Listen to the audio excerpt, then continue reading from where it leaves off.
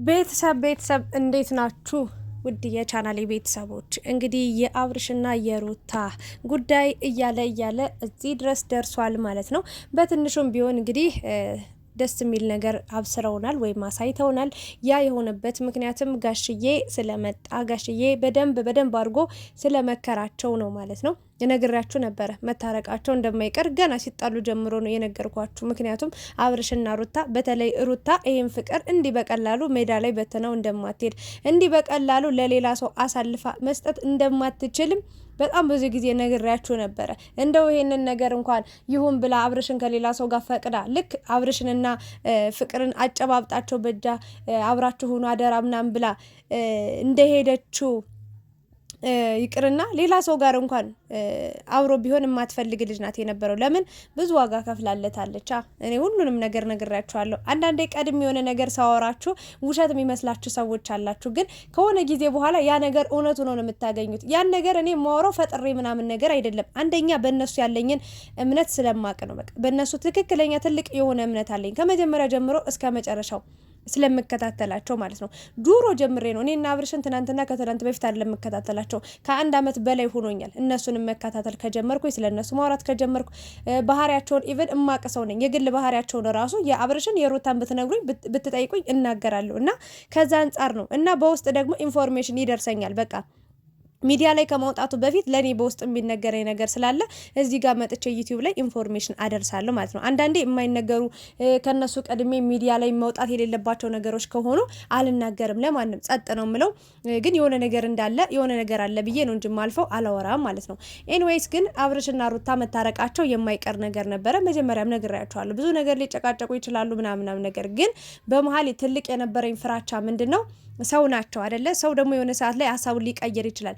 በሀሳቡ በአቋሙ ጸንቶ የሚቆይ ፈጣሪ ብቻ ነው። ወይም ደግሞ እሱ ባለው ነገር የሚጸናው ቃሉ የማይቀየረው የማይሻረው የእግዚአብሔር ቃል ነው። የሰው ቃል ግን የሆነ ሰዓት ላይ መሻሩ አይቀርም፣ ወይ ደግሞ የሆነ ሰው ከአቋሙ መዛነፉ አይቀርም። እና ይሄ ነገር እየገፋ በሄደ ቁጥር ማለት ሩታም የወሰነችው ውሳኔ አለ፣ አብርሽም የወሰነው ውሳኔ አለና እንዲህ እያለ እንደ ቀልድ የጀመሩት ነገር ህይወታቸው ላይ ዋጋ እንዳያስከፍላቸው እስከ መጨረሻው ዳግም አይንን እንዳላዩ አይንሽን እንዳላዩ አይንሽን ላፈር አይንን ላፈር ተባብለው እንዳይለያዩ ትልቅ ስጋት ነበረኝ። አልዋሻችሁም፣ 110% ስጋት ነበረብኝ ማለት ነው። ግን አብረው በየትኛው እንደው ከፍቅር ጋር ራሱ ፍቅር ቢጀምር ራሱ አብረው አንድ ላይ አንድ ቤት ቢኖሩ ራሱ ስፈራ የነበረው ለፍቅር ነበር። ይሄ ልጅ ልቡ ያለው ሁሉ ነገሩ ያለው ሩታ ጋር ነው። ሩታም ያለው ለአብርሽ ነው ያላት ቦታ።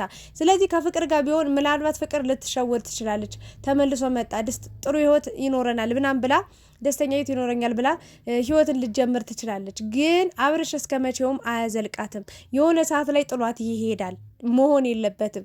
ለፍቅር በጣም አዝን ነበር እና አብርሽ እንደው ሩታም አብርሽም የሆነ ሰዓት ላይ ከሆነ ሰው ጋር የፍቅር ግንኙነት እንኳን ቢጀምሩ ተለያይተው መጣው አንድ ላይ መኖር የሚችሉ ሰዎች ናቸው እስከ ማለት ነው የደረስኩት።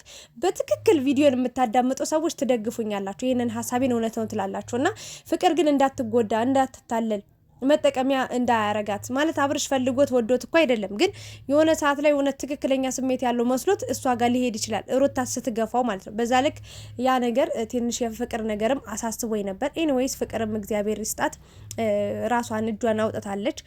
የራሷን ህይወት ደስተኛ ጥሩ ህይወት እንዲሰጣት እመኛለሁ። በጣም ነው የምወዳት በነገራችን ላይ ፍቅርን በጣም ያኔ ራሱ ከአብርሽ ጋር ተለያይተው የነበር ሰዓት ላይ በጣም ብዙ ሰው የሚወቅሳት ሰው ብዙ ነበረ። በጣም በቃ እስከ ጥግ ድረስ የሚሰድባት እስከ እናቷ ሳይቀር የምትሰደብ በጣም ብዙ ነገር የምትባል እንደ ቆሻሻ የታየች በጣም በቃ እሷ ግን ሚዲያ ላይ እንኳን ሳትወጣ ችግር ይሄ ነው ብላ እንኳን ሳትናገር የተለያዩበትን እንኳን ይፋ ሳይሆን ፍቅር እንዳጠፋች አብርሽ በጣም ብዙ ጊዜ ሽማግሌ ልኮ እንዳልተሳካለት እምብኝ እንዳለችው እንደገፋችው ነበር ሴት ሲሆን የነበረው። እሷ ግን ቤቷን ዘግታ በሯን ዘግታ ለወራታት ያክል ስታለቅስ ነበርና ያኔ ራሱ ፍቅር ምንም አላደረገችም። ራሷ እውነት ይኖራታል።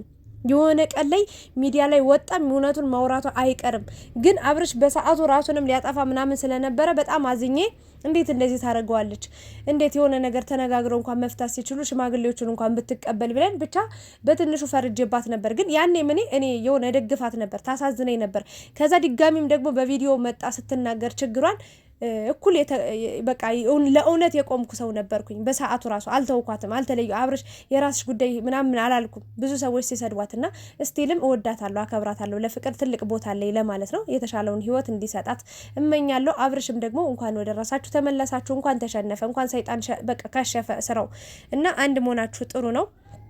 ጋሽዬ ትልቅ ስራ ሰርቷል።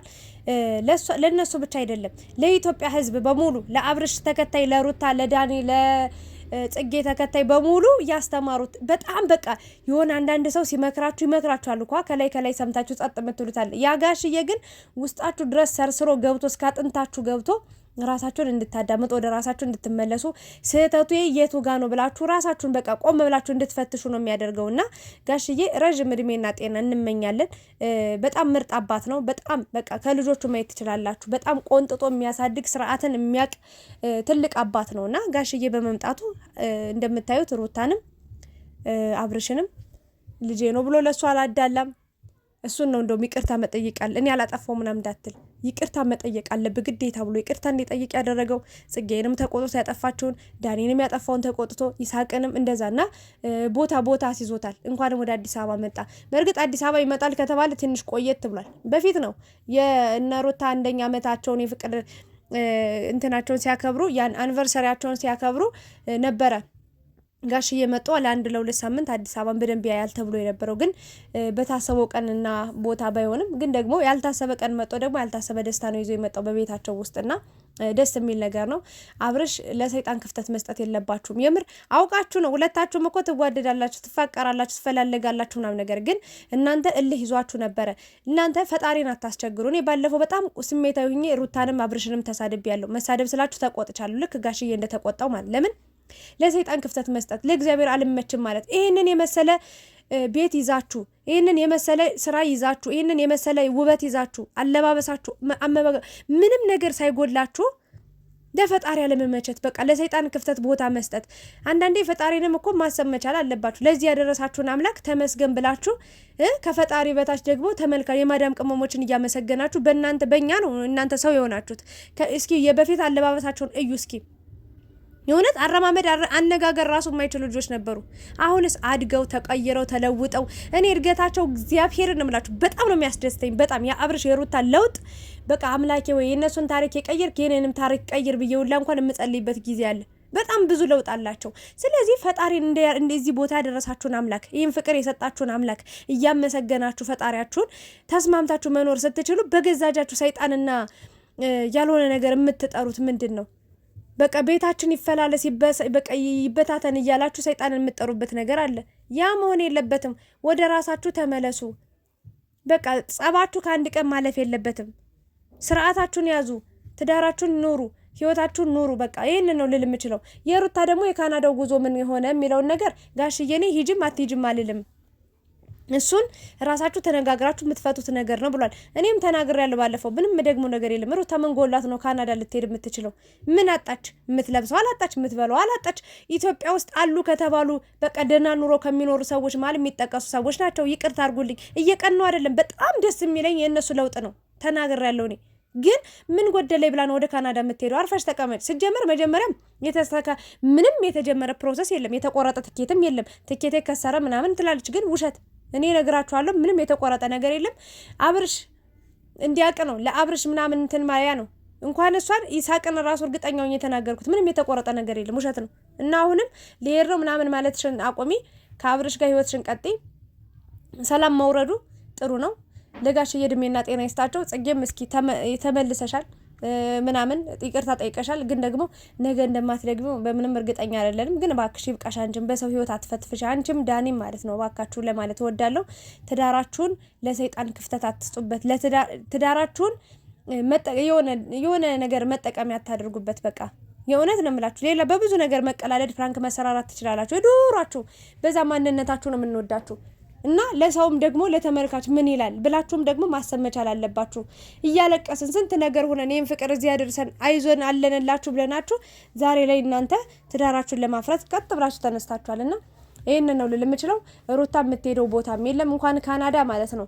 ሌላ አዲስ አበባ ካለው በሰፈር ሌላ ሰፈር ራሱ አትሄድም። ውሸት ነው። እኔ ልንገራችሁ ሊሄድ ነው ምናምን እያለች ስለነበረ ነው። ለጋሽዬ ራሱ እንደምትሄድ ነው እየተናገረች የነበረው። እና ምንም የምትሄደው ነገር የለም። አብራችሁ ትዳራችሁን ኖሩ፣ ትዳራችሁን ህይወታችሁን መስርቱ፣ ወደ ራሳችሁ ተመለሱ ነው ልል የምችለው።